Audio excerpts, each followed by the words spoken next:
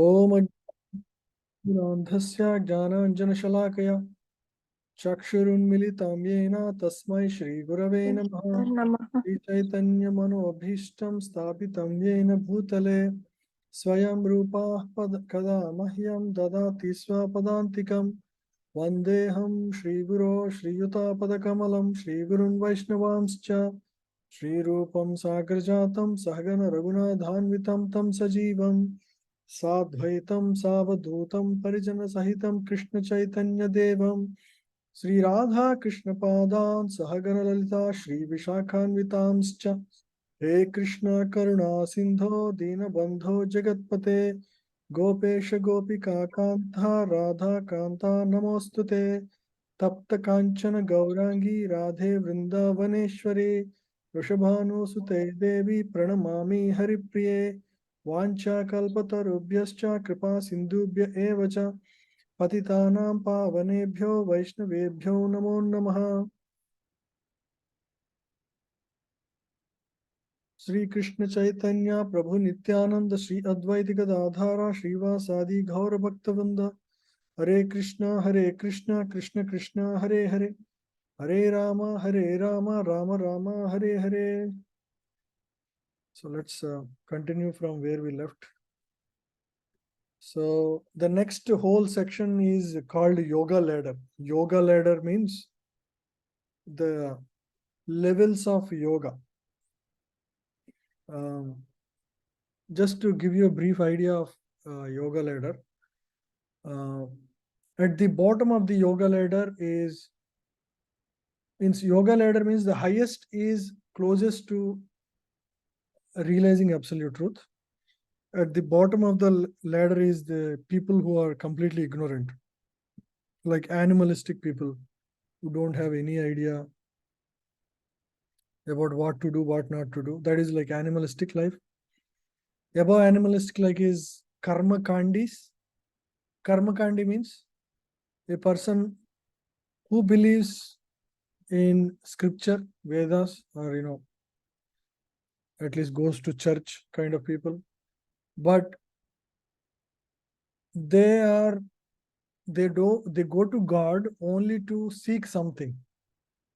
If you think about people in the like in country in our India also, most people go to temple to seek something. It's never like I want to please God.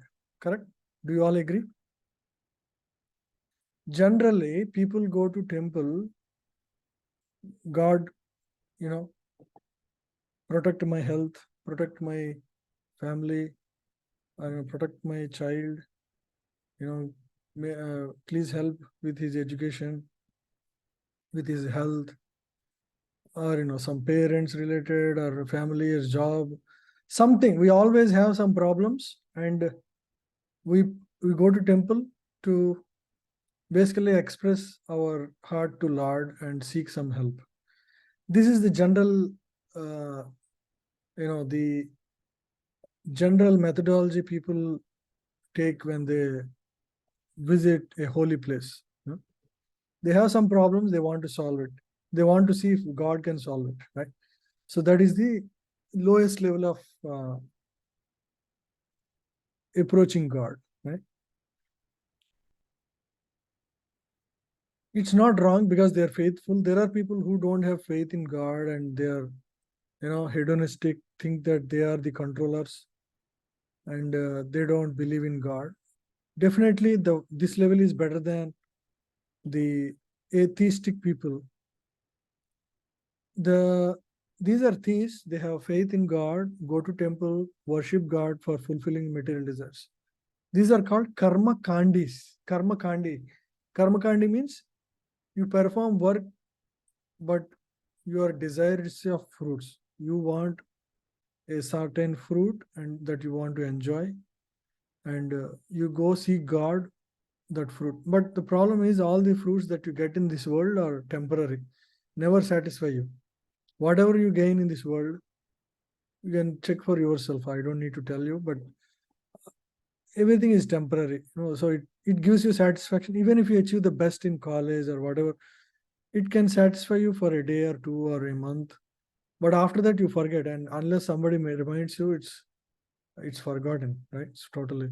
So anything you achieve in this world is like that, whether a home or car or family, life, exam, college, whatever. So that is karma kandi level. Above karma kandi is karma yoga. Karma yoga means where one understands that they are performing work, but they are not the real enjoyers. There is a higher enjoyer. If I ever think that I am the enjoyer, I'm always suffering. If I think that I am the enjoyer of the fruit, sometimes I'm enjoying, but many times I'm suffering because I don't get the results mostly according to what I desire. So let me work without the fruity mentality. This is a little better consciousness than pure karma kandi, where one just are after fruits of this world, right? Fruits that this world has to offer. This is called karma yoga, or in other words, nishkama karma yoga. Nishkama karma yoga is the first step towards liberation, because one has to liberate from the material world. One has to liberate himself from the material desires and the enjoyment mentality in this world. You have to give up, otherwise there is no liberation. So nishkama karma yoga, where one performs duties in this world, but he is not attached to them, he's attached to the work, but not to the fruit of the work. He performs all good activities, but he has no desire to enjoy the fruit of the work, right? Karmanyavadikarasya ma phaleshu kadachana ma karma phala heturbur mate sangostu akarmani. So that is the key verse, in second chapter that talks about karma yoga. And then above karma yoga is dhyana yoga. Karma yoga, one is trying to perform work, but is not attached to the results of the work. But then he realizes there must be, okay, I am not the enjoyer, but I am working. So there must be some other enjoyer who is the real enjoyer of the fruit I am working for. But he doesn't know who that is. So when he wants to inquire, hey, I am doing work, but I'm not the real enjoyer. I know that I'm not the real enjoyer. So there must be something higher that is the true enjoyer of my work. So let me try to find it, who that is. That is Jnana Yoga. Jnana Yoga means now you start inquiring what is the truth in this world. Why am I existing? Why am I working? Why am I seeking to work? And why am I trying to enjoy the fruit of the work? Who am I? Where did I come from? Where do I go after this life? Is life temporary or permanent? So all these questions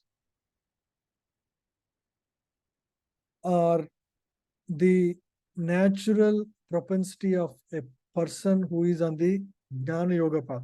This is next level to Karma Yoga, right? Jnana Yoga. Jnana Yoga means he's now started using his intellect to inquire what is the purpose of existence? What is the purpose of my existence? Why this cosmos exists? Why things are temporary in this world? So these are all valid questions. So this is Jnana Yoga. And generally, the Patanjali Yoga Sutras and what is that? There is one more. Sankhya philosophy. Sankhya philosophy basically divides the universe into elements. Okay. I'm only attracted to the forms, not the reality behind the forms. For example, if I give you dough, sugar, and you will never be attracted to dough and sugar. But if I make a gulab jamun out of it, right? I made like round balls, fried it, and dipped in sugar syrup. Now, when you see it, you are attracted to it. But it is the same thing that you saw in the raw form when it is in the elemental form, in the form of a dough and sugar, but you are not attracted to that. So most things in this world are attractive in their forms only. They're not, the reality behind that is all the basic elements. So in Sankhya Yoga, one tries to see the elements behind everything. So then there is no attraction to the form. So that is how they detach from the propensity to be attracted to the forms of this world. Because people are attracted to the forms and pleasures of this world. But if you look at the the raw elements behind it, right? The substance behind the form, they try to see the substance and not be enamored by the forms of this existence. So that is the key concept of Sankhya Yoga or Gnana Yoga. Now he's doing all of this to actually what? Differentiate what is temporary versus what is permanent. And when he's on the path to finding what is the truth, what is the permanent thing, what is that absolute. So that is the process of inquiry has begun in Gnana. But next level of Gnana is Dhyana. When one actually sees, hey, I'm trying to inquire through my intellect. Let me sit down and meditate on that. I understand I'm not the, I'm trying to do activities, but I'm not the enjoyer of the fruits. So somebody is the enjoyer. And I see everything in this world is temporary. Now, what is that absolute truth that I am saying that is the true reality of existence, and that is the true enjoyer, the proprietor, the creator, or whatever. What is the absolute truth? So when one sits down and tries to understand that and tries to meditate on that absolute truth through the guidance of scripture and guru, that is dhyana yoga. It has these 8 limbs, Ashtanga Yoga, Yama, Niyama, Asana, Pratyahar, Pranayam, and then Dharana, Dhyana, Samadhi. So these are the limbs of the, Ashtanga Yoga or Dhyana Yoga, right? Patanjali Yoga Sutras describe these states and, the details of this process. Now, when he sits on for meditation and tries to inquire for the absolute truth, he ultimately is, his realization is that there is Paramatma within my heart. There is Paramatma within my heart. That is the source that is controlling the whole of my body. Just like one sun illuminates the entire, universe. Similarly, he concludes that there is this Paramatma within my heart that actually uh, uh, is the source of all energy and is the absolute truth. So that is where his relation ends. Now, where Dhyana Yoga ends, that's where Bhakti Yoga begins. In Bhakti Yoga, there is acceptance of God who is not, no, who is Satchidananda Vigraha, the same form that is within the heart, that is worshipped by Dhyana yogis. Now it is manifest outside. That same original form within the heart is manifest outside as an absolute truth, right? So that is Bhagavan, right? So the form within the heart is just a reflection of, just like when there is a sunlight in the sky, and you can see the reflection of sunlight in thousands of pots that you place on the land, right? In each pot, you reflect the same sun. So the Paramatma within the heart has an existence outside, and that is a real source. That we call as Bhagavan. So when one understands that he is not this, he is not this body, and then he accepts that there is an absolute truth, and surrendering to that absolute truth is the ultimate goal of life. So that is called Bhakti Yoga. So this is actually Bhakti Yoga. Because in Bhakti Yoga, there is no dry inquiry like Jnana Yoga, or sitting down and meditation on trying to find the truth within the heart. You absolutely accept the personality of Godhead. The same personality that you are worshipping within the heart, now you are worshipping in the form of Archa Vigraha, or you know in a Vigraha form, or and then try to offer your love. So in when a yogi is meditating, so he is admiring the Lord. But when a bhakti yogi is worshipping the Lord, he is actually serving the Lord.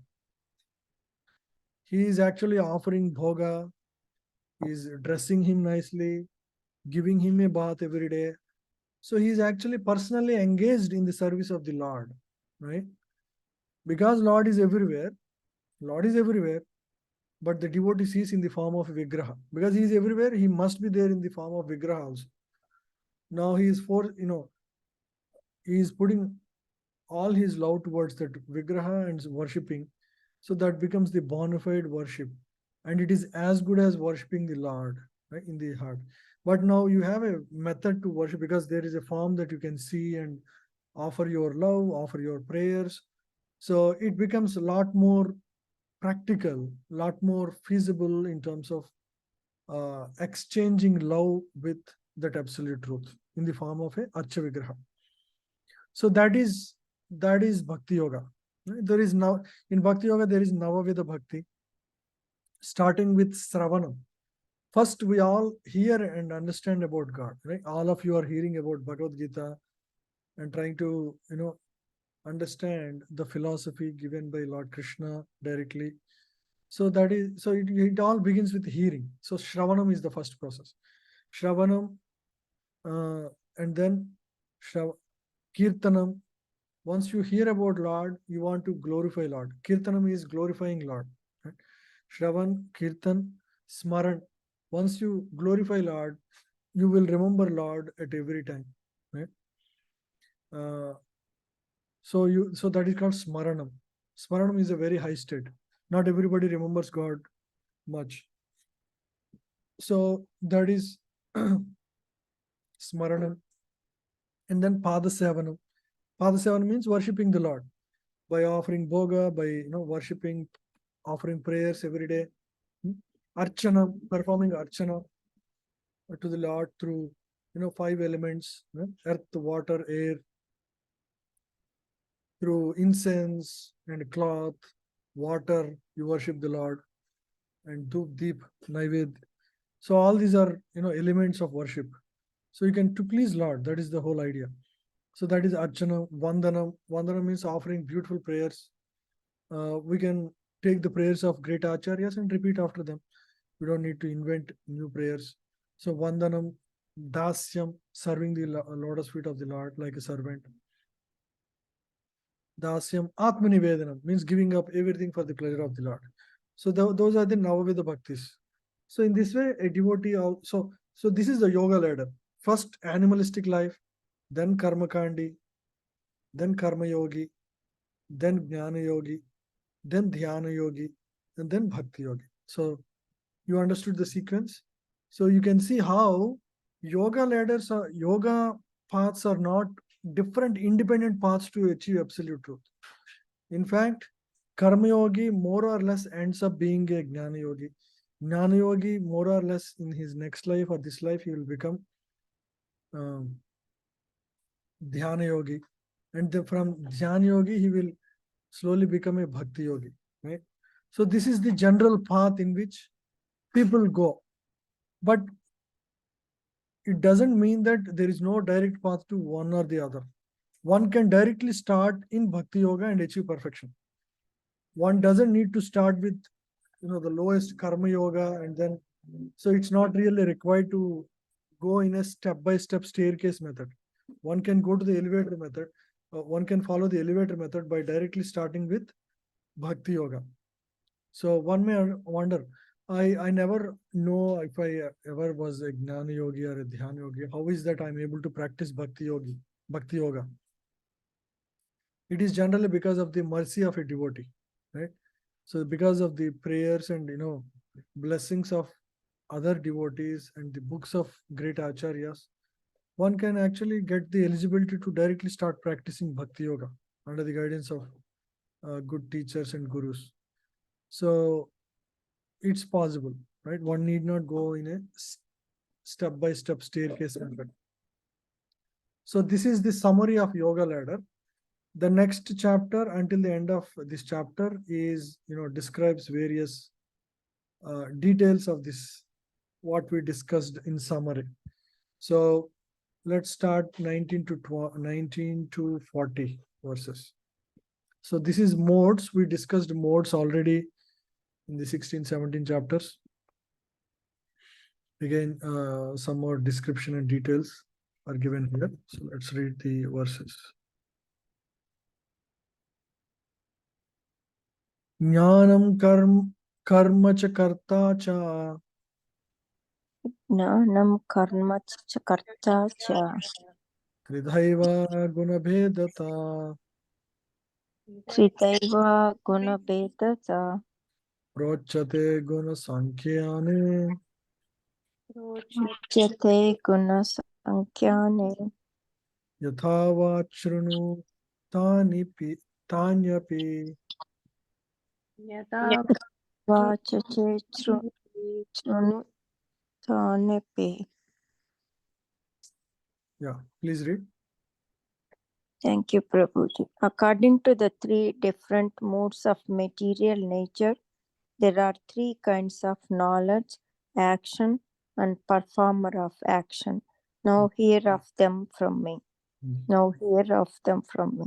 Yeah, three kinds of knowledge. Just like in mode of goodness, passion, and ignorance, we'll know what is knowledge in the mode of goodness, knowledge in the mode of passion, knowledge in the mode of ignorance. So similarly, action in three modes, and performer of action means the individual, the soul, in three modes will hear. Sarvabhuteshu enaikam Sarvabhuteshu enaikam bhavam avyayam ikshate Bhavam avyayam avyayam ikshate avibhaktam vibhakteshu avibhaktam bhaktam teshu vibhakteshu prajnanam vidhi satvikam. tajnanam jnanam vidhi sadhvatam. Yeah, please read.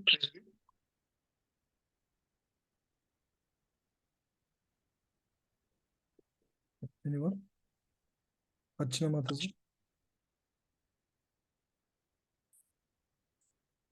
Archana Mataji, are you there? I'm here, Prabhuji. Sorry, I had to step away for a minute. I will read. Yeah. That knowledge by which one undivided spiritual nature is seen in all living entities, though they are divided into innumerable forms, you should understand to be in the mode of goodness.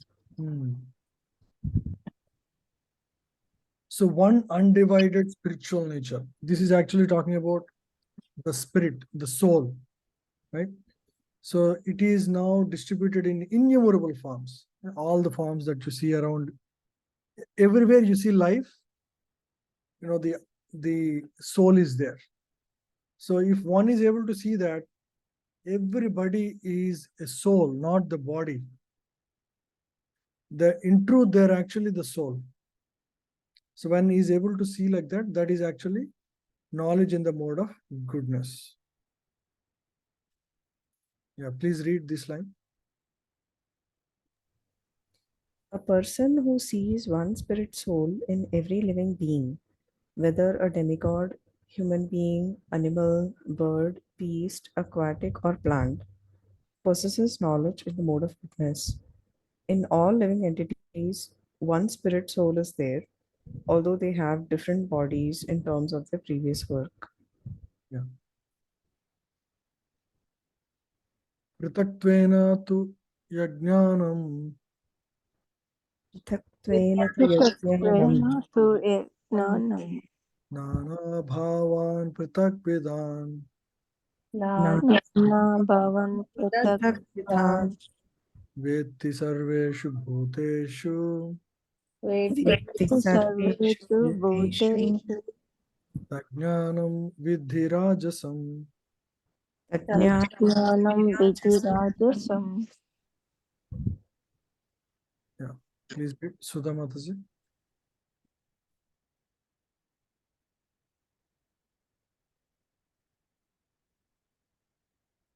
Sudha Mataji, are you there? Or Varalakshmi Mataji? that knowledge by which one sees that in every different body there is a different type of living entity, you should understand to be in the mode of passion. So, so if one sees that okay, every body is independent, there is no commonality between, there is no soul. They can't see the soul, and just think that living entity is a body, physical body, no spirit. That is passion. Yeah. Yattu Krishna vade ekasmin Yes. Krishna Dekasmin Kasmin karye shaktam ahaitukam Karye Saktam Ahaitukam Aitukam atattvardha vadalpam cha Atatva Tatva Vadat Alpam Cha tatmamasam udahritam. Tatmasam Udahritam. Datam. Yeah, please read. Anybody? And that knowledge by which one is attached to one kind of work as the all in all, without knowledge of the truth, and which is very meager, is said to be in the mode of darkness. So if one is attached to one kind of work without knowledge of the truth, yeah, let's read the purport a little more to understand this. Yeah, What please. is meager, Prabhuji? Meager means very little. So if Okay. somebody is like completely engrossed in some limited knowledge, right? Okay. Yeah. So that is this. So let's read this to understand a little more. Yeah, please read. The knowledge of common man is always in the mode of darkness or ignorance because every living entity in conditional life is born into the mode of ignorance. One who does not develop knowledge through the authorities or scriptural injunctions has knowledge that is limited to the body. He is not concerned about acting in terms of the directions of scripture. For him, God is money, and knowledge means the satisfaction of bodily demands. Yeah, so people who are just engrossed in material life, that is this low mode of ignorance. Niyatam sangarahitam, niyatam sangarahitam, Niyatam Sankarahitam, araga dveshata katam, Kritam Sakritam, afala prepshuna karma, Aphala Prepshana Karma yattat satvikam uchyate. Yattat Satvik Yeah. Please read. That action which is regulated and which is performed without attachment, without love or hatred, and without desire for fruitive results is said to be in the mode of goodness. So action which is regulated means is not overworking or underworking, and then performed without attachment, right? Means there is no saying like I love this work or I hate this work. Just I have this body, I'm a spirit, I'm not this body. I need to perform this work because I have this body, right? No special attachment. without love or hatred, without desire for fruitive results, and no desiring of fruitive results. So that is mode of goodness. This is the ideal way of work. This is karma yoga.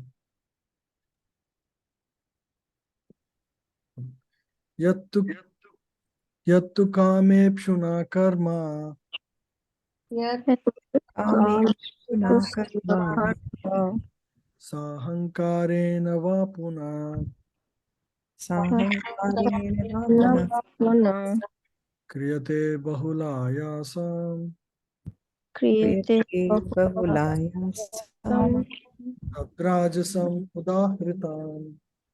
tadrasam udakritam. Yeah, please read. but action performed with great effort by one seeking to gratify his desires and enacted from a sense of false ego is called action in the mode of passion. Yeah, if you do overwork and then the purpose is to gratify desires and from a sense of false ego that I am the doer, right? A lot of people have this egocentric actions. Is I am the doer and I want to fulfill my desires, and they work hard, very hard. So that is mode of passion. In today's world, we see this a lot. Anubandham kshayam himsam Anubandham Anubandham anapeksha cha paurusham anapeksha paurusham mohad arabhyate karma moharabhyate karma yattattamasamuchyate. yattamasmuchyate. Yeah, please read.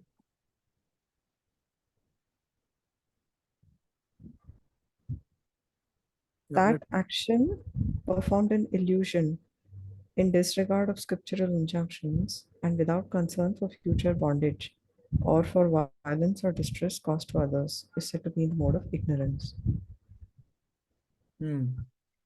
So that action performed in illusion. A lot of sometimes some people just throw acid on others, right? Or some rasta roko or buns, like illusion. No scriptural injunctions, no concern for future bondage, riots, or a lot of violence. People do a lot of nonsense. So that is all action in the mode of ignorance. If you are attached to fruits of the work, egocentric, that is mode of passion. If your actions are silly and stupid, idiotic, and cause a lot of destruction and violence, that is all mode of ignorance. Mukta sango naham vadi Muktasango naham vadi dhriti utsaha samanvita dhriti utsaha samanvita siddhi asiddhiyor nirvikara siddhi asiddhiyor nirvikara karta satvika uchyate. karta satvika uchyate. Yeah. Please read. One who performs his duty without association with the modes of material nature, without false ego, with great determination and enthusiasm, and without wavering in success or failure, is said to be a worker in the mode of goodness. Now we are talking about worker. We talked about knowledge, we talked about work, and now we are talking about the worker. Right? One means a person here. One who performs his duty without association with the modes of material nature. Right? Modes are always influencing us, but if you can dissociate, that is best. Without false ego means never thinking that I am the doer. Right? Modes are the real doers, actually. With great determination and enthusiasm. See, this is Many people think if I am not egocentric, I cannot be deterministic and enthusiastic in my work. But actually, this is like Arjuna fighting war. Arjuna initially was thinking, oh, these are all my family members. I'm killing my family. This is all, going to cause a lot of reactions on me. He was thinking that he is the doer in the beginning. But after hearing Bhagavad Gita, he thought his understanding is this is the purpose of God, and I'm trying to be part in that mission of the Lord to establish Dharma. So that is a higher goal. So when one acts on a higher goal, naturally that becomes an action without false ego, and there is great determination and enthusiasm. So always elevate your consciousness to the next level. So that is how you become detached from the fruits of our, actual work. You cannot work at your, normal consciousness to be detached from work. You want to practice karma yoga or bhakti yoga, you need to have a higher purpose, higher goal for which you perform every action. I am cooking for God. If that is your purpose, whatever you cook, you never feel any attachment, because I cook this so that my Lord will enjoy. That is the spirit. It's not like I am the enjoyer. So unless you shift your consciousness before you start cooking, there is no way you can actually perform that work without attachment or the spirit of enjoyment. Now, when you shift, I am doing this for God, and God is the enjoyer. May He enjoy this fruit nicely when I cut it nice and offer Him. You see the whole shift. Now you are not the enjoyer. Generally, we do for our kids, right? Oh, my daughter enjoys this. I'll make it very nicely. But now shifted to God, because that is the ultimate truth. And that is true karma yoga, right? So level up, pitch up your consciousness to the next level, so that to the level of God, then all your actions become nishkama, or there is no enjoyment mentality. It's all done for God's purpose, right? Anything you do, that is the secret of working with detachment, right? Why am I doing this? Ask question first, and then elevate that, connect that to God, and make it purpose of God than your own purpose. That's it. That is the simple secret of making, if anything you learned, if you take this from the class today, that is perfect. Elevate your consciousness. Everything you do, you drive car or you go to office, you raise your child, you cook food, in everything you can have this level up consciousness that makes you operate at a higher purpose. When you don't have higher purpose, you cannot work with detachment. There is no way. Arjuna had that higher purpose. I am working for Krishna. This is the purpose of Lord, and I am an instrument in that purpose, right? So that's what Karishye Vachanam Tava says after the 11th chapter, when after seeing the universal form of the Lord and understanding that this is the mission of the Lord that I am engaged, then the mission will be fulfilled. Whether I am participant or not, mission will be fulfilled and all the Kauravas will be dead. Whether I can become part of it and gain the credit of being part of the service of the Lord is the only thing in my hand. Then Arjuna says, Karishye Vachanam Tava. Whatever you said, Lord, I am going to do exactly what to fulfill your mission. So we become an instrument in the hand of God. So when we make our purpose is God's satisfaction in everything we do. That's the easiest way to become detached from work as well. Work or fruits of work. Elevate everything you do. See how it is connected to Krishna and make it as an offering to Krishna. Yeah, please read this. A person in Krishna consciousness is always transcendental to the material modes of nature. He has no expectations for the result of the work entrusted to him because he is above false ego and pride. Still, he is always enthusiastic till the completion of such work. He does not worry about the distress undertaken. He is always enthusiastic. He does not care for success or failure. He is equal in both distress and happiness. Such a worker is situated in the mode of goodness. Yeah, this is very practical instruction for all of us. So external failure, external success doesn't matter. Why? Because you are, suppose uh, you are a soldier of a country, okay, and you are part of a battalion, and you are, sometimes you are killing, sometimes your people are dead. You don't get any in for killing people because you are operating as an instrument in the mission of the country, correct? You will not be arrested if you kill the opposite party person in the war, because you are actually an instrument in the mission of the country. But if you go and use that machine gun against your neighbor at your home, immediately you will be arrested, even though you are a great soldier outside your home, because you did out of your own ego when you killed your neighbor.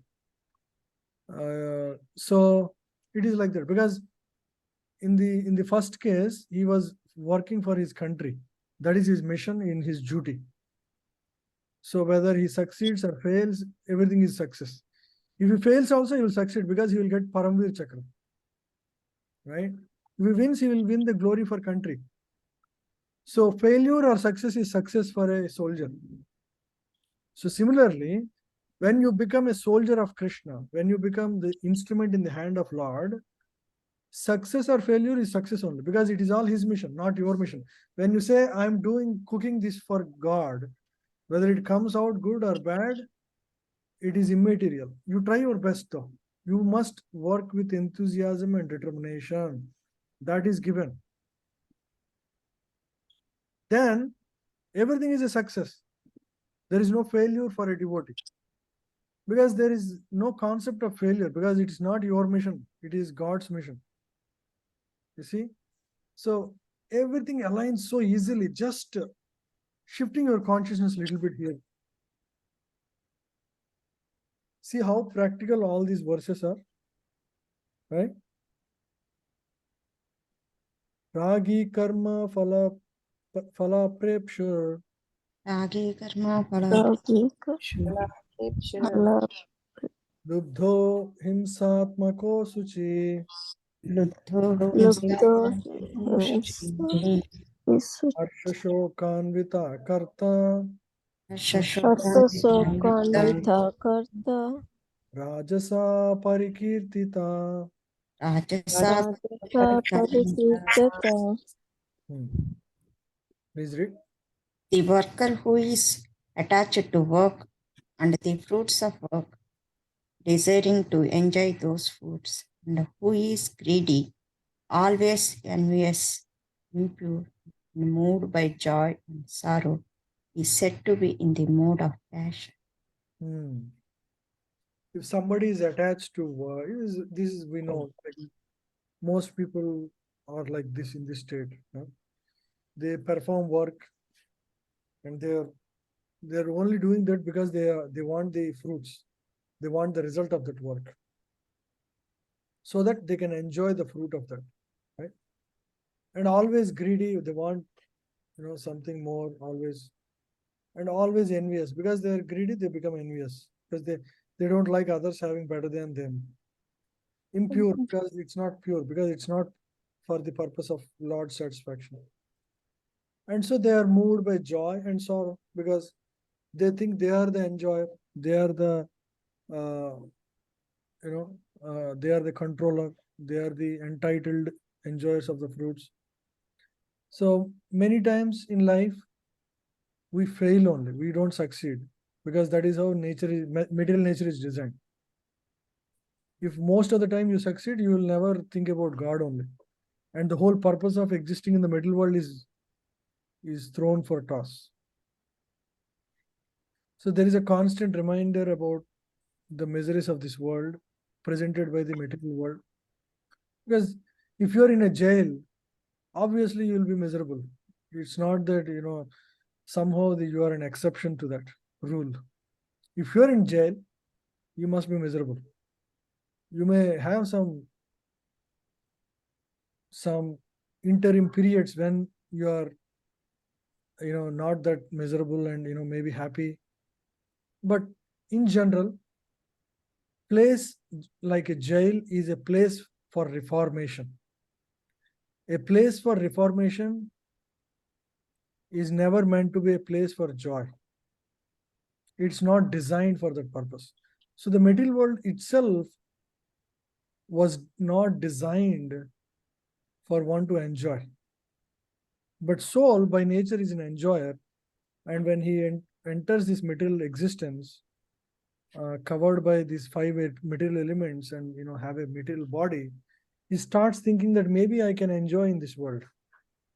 His expectations of enjoyments are baffled again and again, time and again. It takes a while to reconcile what is happening in one's life, and comes to the conclusion, I am not the enjoyer, I am not the controller, I am not the real doer also. Right? I am simply an instrument in the hand of God. If I have my right consciousness, then I will have peaceful existence in this world. Right? Just like a jailmate becomes somewhat self-conscious and develops good character and behaves nicely, at one point he'll become eligible to get out of jail and live in the social uh, society, because he has transformed and reformed his negative qualities to positive qualities. Now he is eligible. So similarly, when we get rid of this enjoyment quality, the doership, so all these qualities, when we get rid of, we become eligible candidates for Vaikunta. Right now we are not eligible. That's why we are still here. That is the reason we are sent here. So jail is a place of reformation. So one who thinks he is the enjoyer, he's going to go through both joy and sorrow in this world. It's mode of passion. Ayukta prakrita stabdha Ayukta Krito kritiko lasa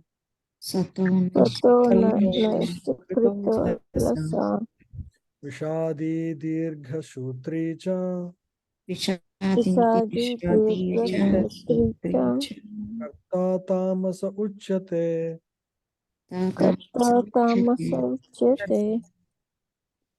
Yeah, please read.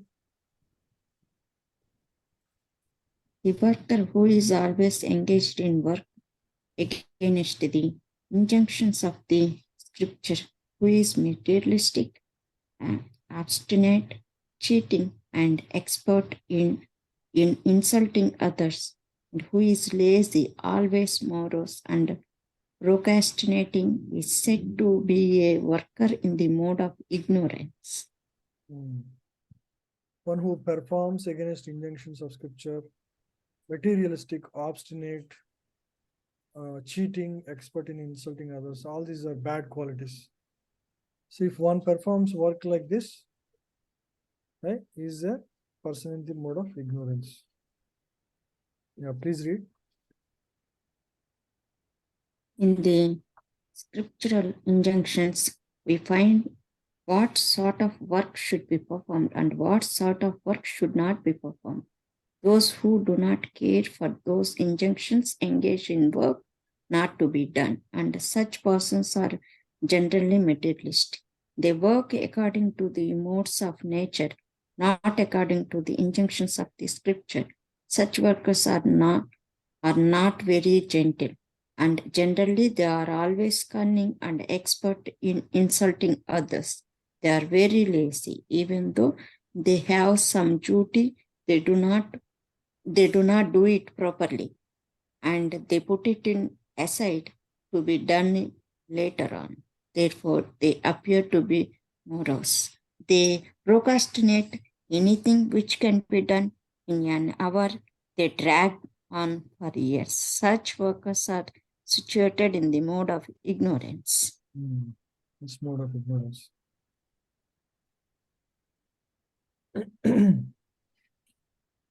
Yeah. Buddher bhedam dhiteschaiva Buddhe Buddha Vedanta Vedam Vedascha gunata stri vidham shrinu Gunata Gunatastri Vidam Srinu prochyamanam asheshena Prachyananam Asesena Seshena Vitaktvena dhananjaya. Prithaktveena Prachyana dhananjaya. Dhananjaya.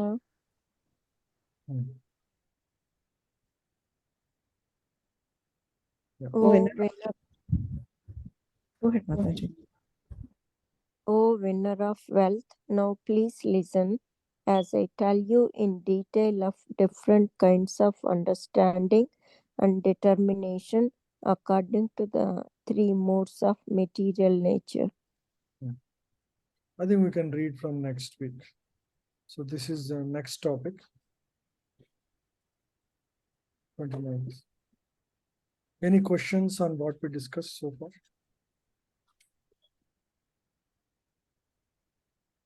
Is everything clear?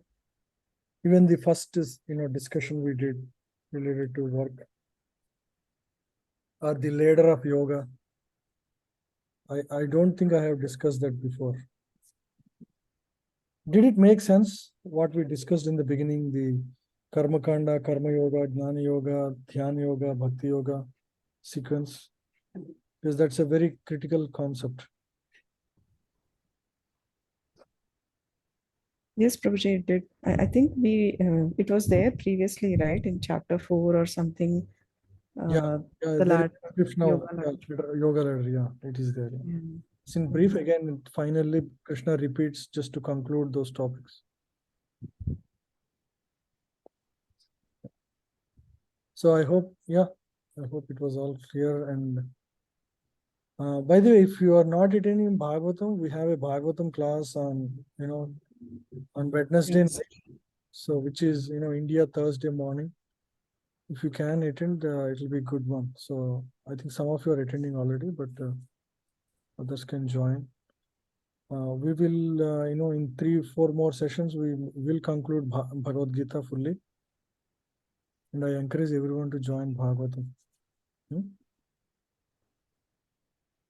Okay, Hare Krishna. Thank you so much for joining today. Thank you, Prabhuji. Shri Prabhuji, Hare Krishna. Krishna.